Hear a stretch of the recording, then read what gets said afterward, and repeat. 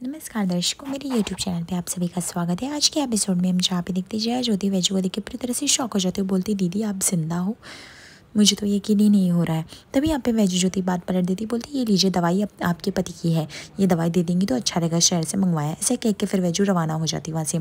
जया पूरी तरह से शॉक होती है वैजू को जिंदा पाके। जया को सारी बातें याद आने लगती है कि रणविजय भी और जिस तरह से बोल रहा था और हकला रहा था और बता नहीं रहा था वैजू के बारे में, मतलब वैजू दीदी के बारे में वो जिंदा थी इसलिए वो बताना नहीं चाहता था। क्यों हमेशा ऐसा होता है? क्या किस्मत फिर से मुझे पहले की तरह लाके खड़ी कर देगी? क्या मैं अपना पति और परिवार दोनों खो दूंगी? ये किस्मत मेरे साथ ऐसा खेल क्यों खेल रही है? मेरी ज़िंदगी में खुशियाँ क्यों नहीं टिकती? लगता है जैसे फिर से वही चीज़ रिपीट होने वाली है, फिर से मैं रणविजय से दूर हो जाऊँगी।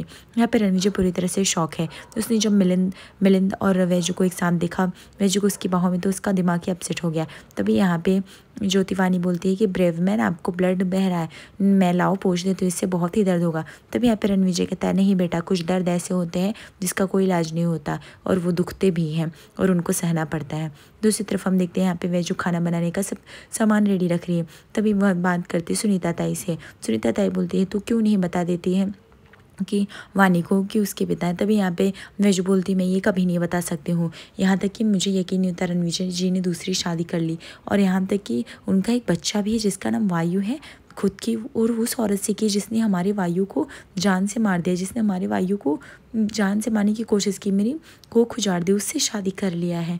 वो लोग जहाँ भी रहे खुश रहे, मुझे उनसे वैसे भी कोई मतलब नहीं है, वो चाहे जहाँ जाए चाहे जहाँ आए। सुनीता ज्योति बोलती तू आज खाना मत बना, मैं खाना बना दूंगी, भिजवा दूंगी, बच्चों को बोल मेरे हाथ खाने के लिए। जैसे वो जया को देखती है सुनीता वहाँ से चली जाती है। उसको लगता है कि जया और वैजू को आपस में बात कर लेनी चाहिए। वैजू जा रही होती है, तभी यहाँ पे जया रुकती है कि दीदी मेरी बात सुनो। वैजू दीदी एक बार बात सुनो। तभी यहाँ पे वैजू बोलती है मैं दीदी नहीं हूँ आपकी, आप श्रीमती मोहिती पाटिल जी, अब और मुझे आपसे कोई भी बात नहीं करनी है।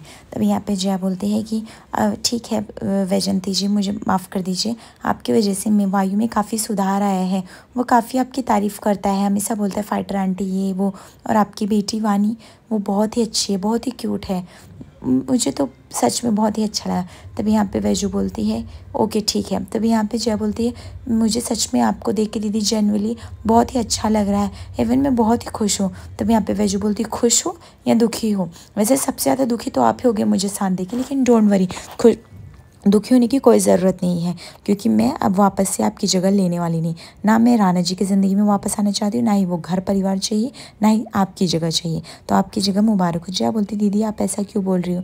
वैजू बोलती कैसी बात कर रही हो, मैं वैसा क्यों बोल रही हूँ? जया बोलती दीदी क्या आप मुझे माफ़ नहीं कर सकती? वैजू बोलती माफ़ी उसकी होती गलतियों की, लेकिन आपने जो किया वो अपराध है। मेरा बच्चा उठा के फेंक दिया, मेरे बच्चे की डेड बॉडी भी तक नहीं मिलने दिया, एक माँ का कोख उजाड़ दिया, और मेरे पति ने जाके तुमसे ही शादी कर लिया, और तुम चाहते मैं तुम्हें माफ़ कर दूँ? कभी नहीं। जया बोलती मैं इस गिल्ट में बहुत सालों से जी रही हूँ दीदी, प्लीज़ आज तो माफ़ी दे दो, मुझे पता है मुझसे बहुत बड़ी गलती हुई, लेकिन वो सब गलतियाँ मैंने जानबूझकर नहीं किया है।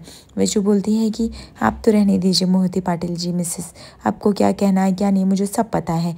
मैंने अपना बच्चा खोया, मुझे पता है, मैंने अपना पति भी खो दिया, मैंने परिवार भी खो दिया, पर मुझे उस चीज़ का वो नहीं। तभी यहाँ पे जया बोलती दीदी आप तो कॉल कर सकती थी ना, आप जिंदा थी, आपने क्यों नहीं बताया? आप घर तो आ सकती थी। जया बोलती कौन सा घर? ऐसा घर जहाँ पे मुझे पूछा नहीं गया, रोका नहीं गया, वो घर? और कॉल क्यों करके बताती, किससे बताती, जब किसी को कुछ चाहिए ही नहीं था? मैं तभी वैजू जाने थी। तभी यहाँ पे जया बोलती दीदी प्लीज़ ऐसे मत जाइए, एटलीस्ट एक बार मुझे माफ़ तो कर दीजिए, मुझे सच में आपकी माफ़ी चाहिए, बहुत मायने रखती है आपकी माफ़ी, बताओ ना दीदी। तभी यहाँ पे जया बोलती है माफ़ी और रिश्ता, और मैं किसी की दीदी नहीं, सब कुछ उसी दिन टूट गया जिस दिन मैं उस घर से चली आई। और कौन सा घर, क्यों आती वो घर में? घर आने के लिए नहीं छोड़ा था, चली गई थी इसीलिए छोड़ा था, लेकिन राणा जी और किसी ने तो मेरी बात ही नहीं समझी, तुमको लेके आया जबकि मैंने मना किया। तो यहाँ पे जया बोलती मेरे लिए इतनी कड़वाहट क्यों है दीदी आपके मन में? वैजू बोलती मेरे लिए कोई कड़वाहट नहीं, मैंने किसी के लिए पाल रखी है, लेकिन तुमने एक माँ की कोख उजाड़ी है जया, तुम्हें खुद समझना चाहिए। जया बोलती हाँ दीदी मुझे पता है, मेरा बच्चा खो जाने के बाद आपने बच्चा खुशी खुशी मेरी गोदी में डाला और मेरी वजह से ऐसा हो गया, प्लीज़ दीदी मुझे माफ़ कर दीजिए, हो सके तो। मुझे पता है मुझसे बहुत बड़ी गलती होगी, लेकिन अगर आप मुझे माफ़ कर देंगी तो शायद मेरा भार कम हो जाएगा। और सच में मुझे बहुत ही खुशी हो रही है कि आप जिंदा हो, आपको देख के, वानी को देख के, सबको देख के बहुत ही खुशी हो रही है। और वानी आपकी बेटी ये भी देख के, इन 7 सालों में कितना कुछ बदल गया ना दीदी, पर आपके मन में जो मेरे लिए नफ़रत है, करवाहट है, वो भी वैसी की वैसी है, नहीं बदली ज़रा भी। वैजू बोलती है और बदलेगा भी नहीं, क्योंकि जो आप लोगों ने किया है मेरे साथ और मिसेस मोहिती पाटिल आपने, वो कभी नहीं भूल सकती हूँ मैं। तब यहाँ पे जैसे ही वैजू जाने देती है, जया बोलती दीदी आज तो माफ़ कर दो, आपको पता है ना आज तो मेरा बर्थडे है। वैजू बोलती पता है, लेकिन मुझे कुछ से कोई फ़र्क नहीं पड़ता। जया फिर से एकदम इमोशनल हो जाती है। जया को लगता है कि आखिर क्या हो रहा है। वैजू ज्योति काफ़ी गुस्से में रहती है और वो अपनी दर्द बयान नहीं कर पाती।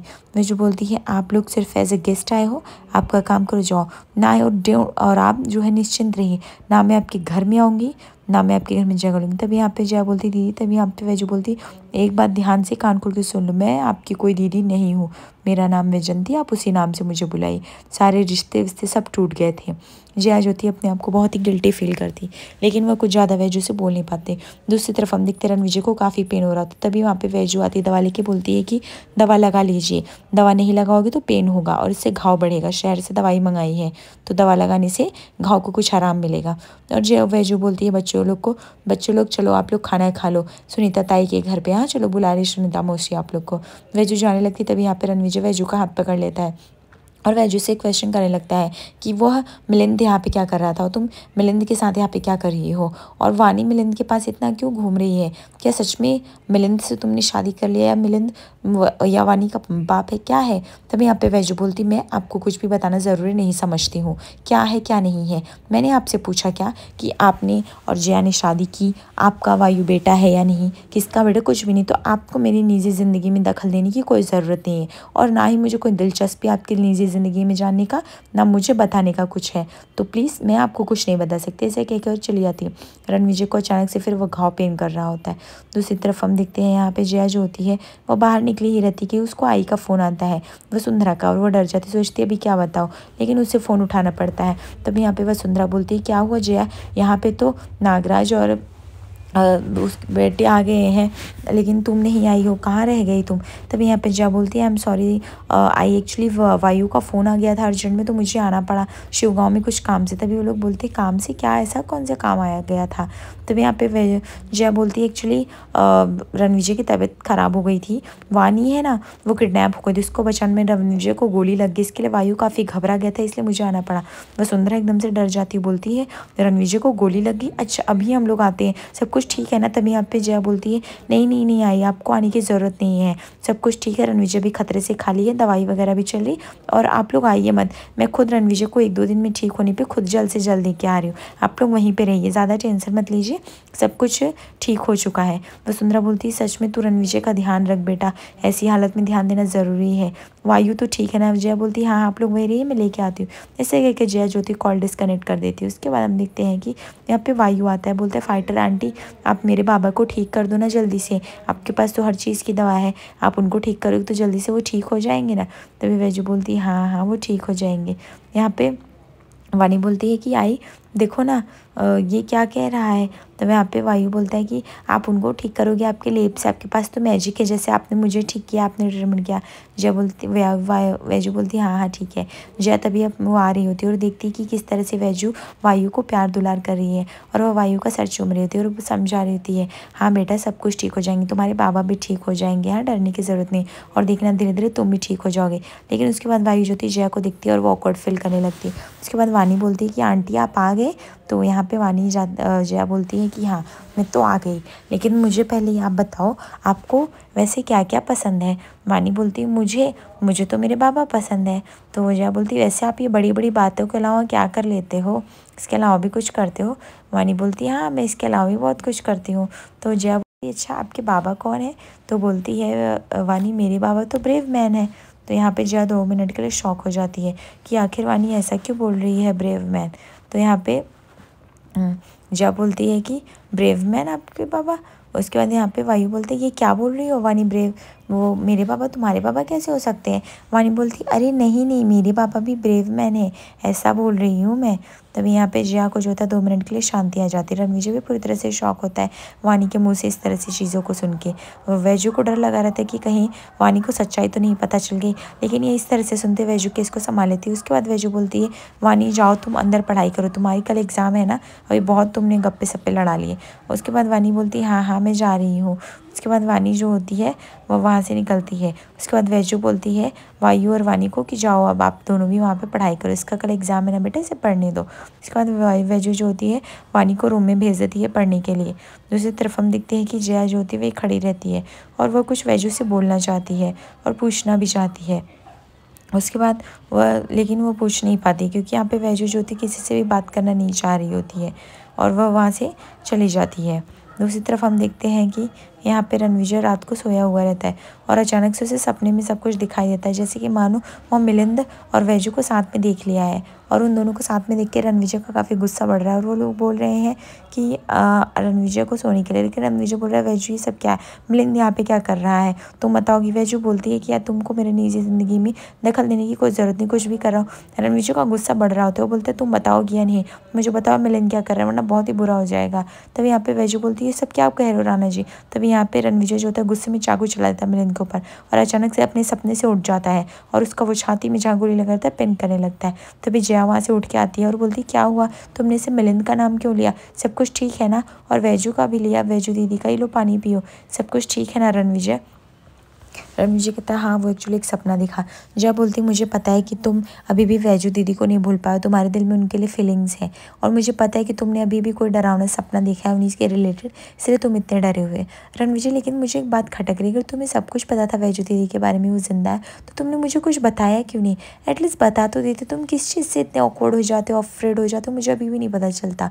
रणविजय बोलता है एक्चुअली जया मैं तुम्हें बताता, लेकिन मुझे खुद कब पता चला, जब मैं यहाँ पे वायु को लेके आया और उस मंदिर पे गया तो मुझे पता चला। इतने में मैं तुम्हें कुछ बोल पाता, मुझे इतना समझने में भी टाइम हो गया।